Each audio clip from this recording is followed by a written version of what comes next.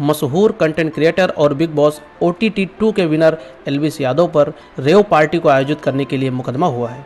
आखिर क्या होती है रेव पार्टी, कौन है एल्विस यादव जिनके ऊपर लगा है जहरीले सांपों की तस्करी करने का आरोप, क्या है वन्य जीव संरक्षण अधिनियम 1972 जिसकी धाराओं के तहत यह मुकदमा दर्ज हुआ है, इन सभी के बारे में जानने का प्रयास करेंगे। नमस्कार, आज के इस सेंसिटिव एपिसोड में आप सभी का स्वागत है। मेरा नाम है हरिओम।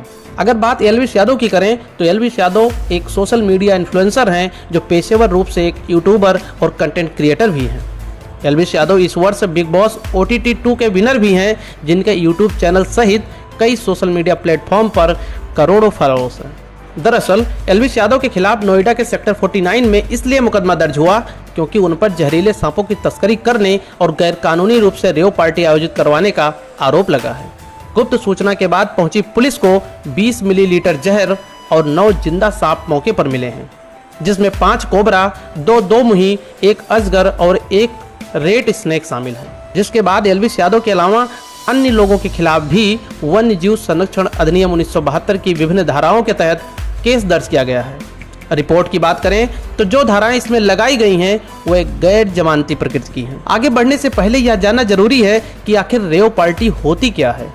दरअसल इसमें शराब, ड्रग्स, म्यूजिक, नाच गाना आदि का कॉकटेल होता है। ये पार्टियां बड़े गुपचुप तरीके से आयोजित की जाती हैं। जिनको बुलाया जाता है वह लोग पार्टी के बारे में बाहर के लोगों को जरा भी भनक नहीं लग देते। नशीले पदार्थ बेचने वालों के लिए रेव पार्टियां धंधे की सबसे मुफीद जगह बन गई है। दरअसल 1980 और 90 के दशक में दुनिया में बड़ी तेजी से रेव पार्टियों का प्रचलन शुरू हुआ। हालांकि ऐसी पार्टियों की शुरुआत उससे 20-30 वर्ष पहले ही हो चुकी थी। लंदन में होने वाली बेहद जोशीली पार्टियों को रेव पार्टी के नाम से जाना जाता है। भारत में रेव पार्टियों का चलन गोवा में शुरू हुआ था, जिसके बाद देश के कई शहरों दिल्ली और मुंबई, विशेषकर बॉलीवुड में रेव पार्टियों का ट्रेंड बढ़ता ही जा रहा है। बॉलीवुड से संबंध रखने वाले एक्टर्स और अन्य लोगों पर प्रायः रेव पार्टी का आयोजन करने का आरोप लगता रहा है। इसमें ज़्यादातर ड्रग्स अवैध रूप से हासिल किए जाते हैं, जिसमें काफ़ी मिलावटें होती हैं, जिनके साइड इफ़ेक्ट भी अधिक होते हैं।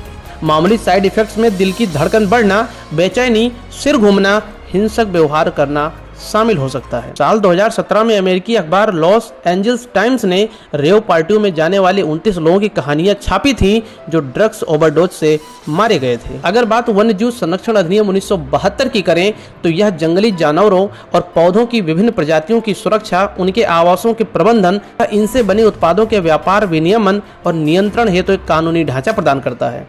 अधिनियम में उन पौधों और जानवरों की अनुसूची भी सूचीबद्ध है जिन्हें सरकार द्वारा अलग अलग स्तर की सुरक्षा व निगरानी प्रदान की जाती है। यह भी जानना जरूरी है कि अगर एल्विस यादव पर दोष सिद्ध होता है तो क्या होगा।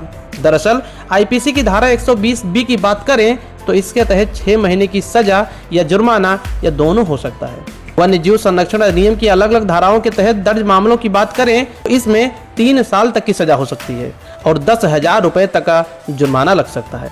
इसके अलावा अगर एक ही आरोपी दूसरी बार भी ऐसा अपराध करेगा तो उसको 7 साल तक की सजा और 25,000 रुपए तक का जुर्माना लगाया जा सकता है।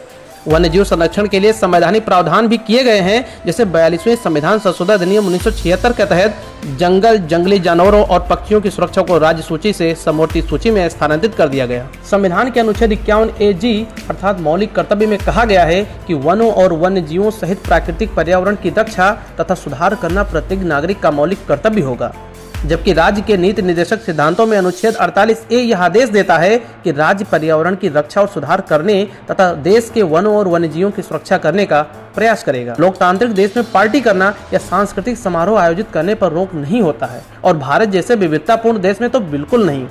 लेकिन अगर इससे प्रकृति के संतुलन से छेड़छाड़ हो या फिर इससे समाज पर गलत प्रभाव पड़े तो सरकार को निष्पक्ष तरीके से कार्यवाही करनी चाहिए। हालांकि किसी पर आरोप लगाने से वह अपराधी नहीं हो जाता है, अतः पुलिस की विस्तृत जांच रिपोर्ट आए बिना मीडिया जगत को दोषारोपण से बचना चाहिए।